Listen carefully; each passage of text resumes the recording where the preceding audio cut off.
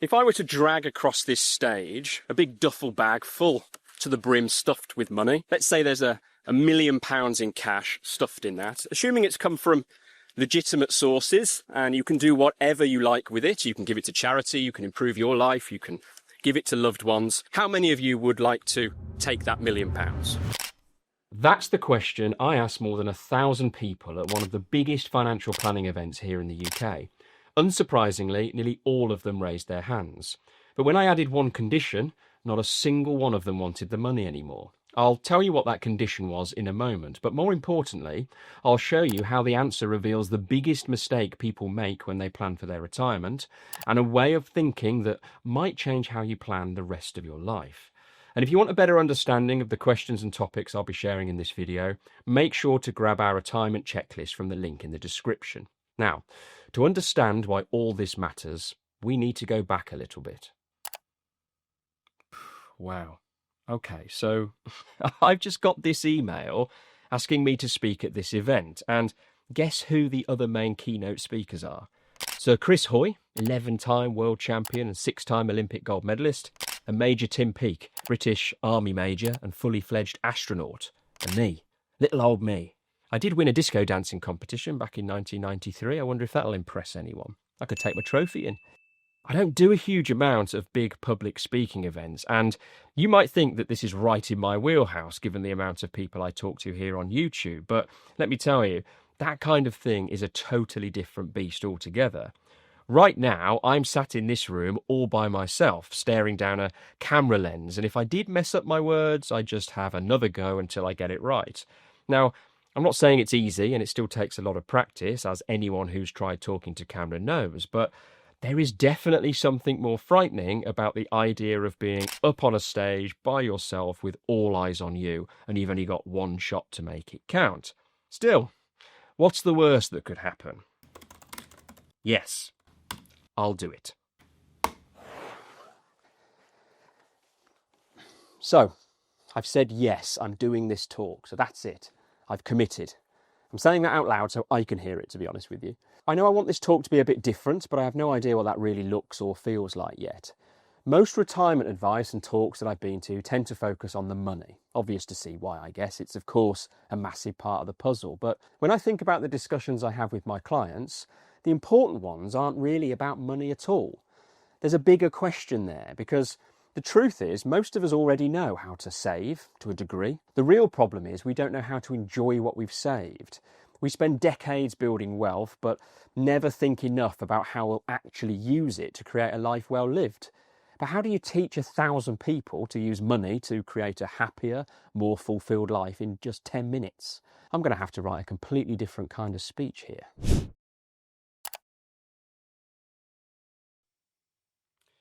Okay, so for the last month or so, I've had this Google Doc on the go, which every time a little idea pops into my head that I think could be good for this talk, I scribble it down on here. Right now, it's just a jumble of nonsense, but I'm hoping that when I come to write the talk, I'll be able to pull all these ideas together in some kind of coherent way. Problem is, ideas pop into my head at strange times, whilst eating my breakfast, walking the dog, and, well, very often, in the shower. Oh, blimey, this is harder than I thought. Now, I'm not sure whether this whole dump your ideas down in one place and bring them together later strategy was the best idea. I'll tell you what I have realised, though, is that a lot of my ideas and philosophy on this topic are inspired by this book, Die with Zero by Bill Perkins. And right now, that's the working title of the talk, Die with Zero. This book changed how I thought about money and financial planning to reframe wealth as not something to build endlessly, but as something to use intentionally. I know that so many people approach retirement afraid to spend and are terrified about running out of money. And this fear, sadly and somewhat ironically, can leave some people living smaller, more cautious lives. I need to use this talk to reframe what a successful retirement looks like, from how much can we save to how can we use our money to make the most of the time we have. Starting to feel like I've bitten off more than I can chew here. It's starting to come together, I think, but I have to be honest, I thought I'd have this pretty much written by now. The event's only a few months away, and for me, I need to have something like this practiced and really well rehearsed so I can feel confident on the day to deliver it as I want to. And I'm running out of time.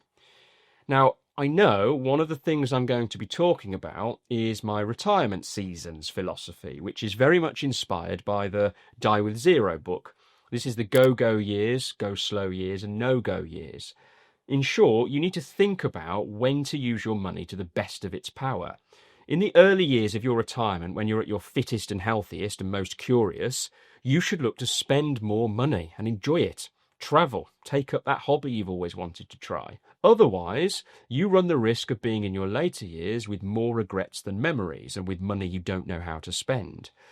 Now, that topic is something I talk about a lot, both with my clients and here on the channel, so that should be quite easy for me to speak about naturally.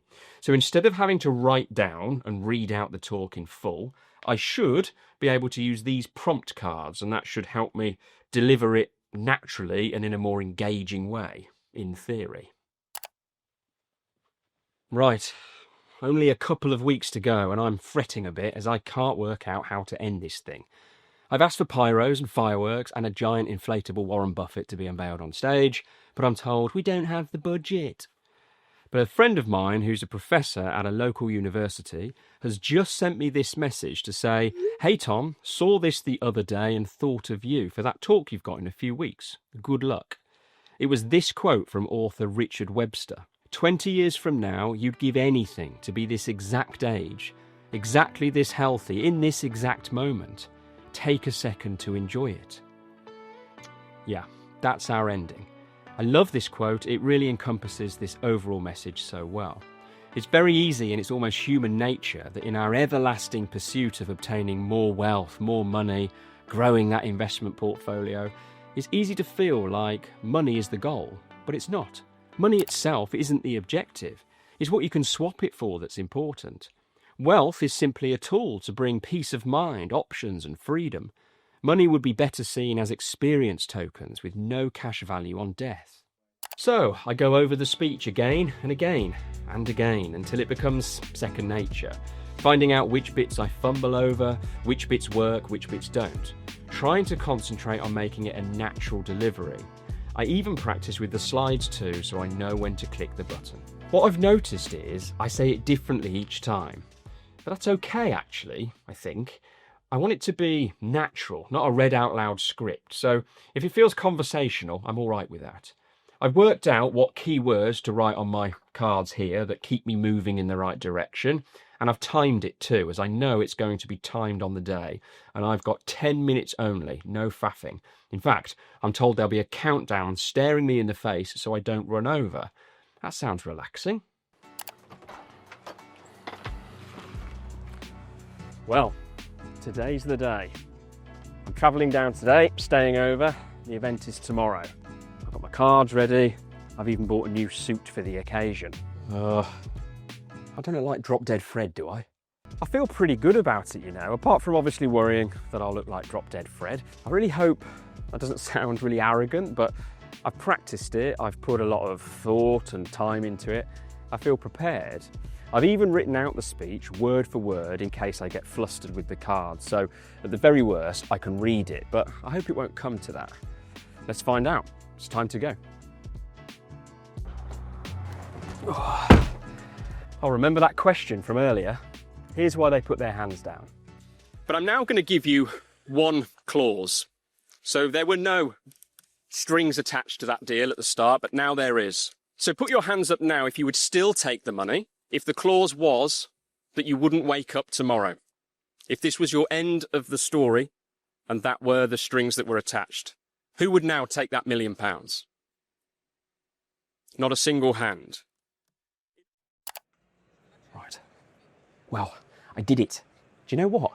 I actually really quite enjoyed that. I'm pleased with how it went too. The response was great. I was a bit nervous before going on. There's some great, really well-polished speakers here from all over the world, and watching them before it was my turn made me remember this is well outside my comfort zone. But I just refocused and told myself to deliver it the way I'd practiced. Right, so Chris Hoy is up next, so I'm going to shuffle off and catch that now.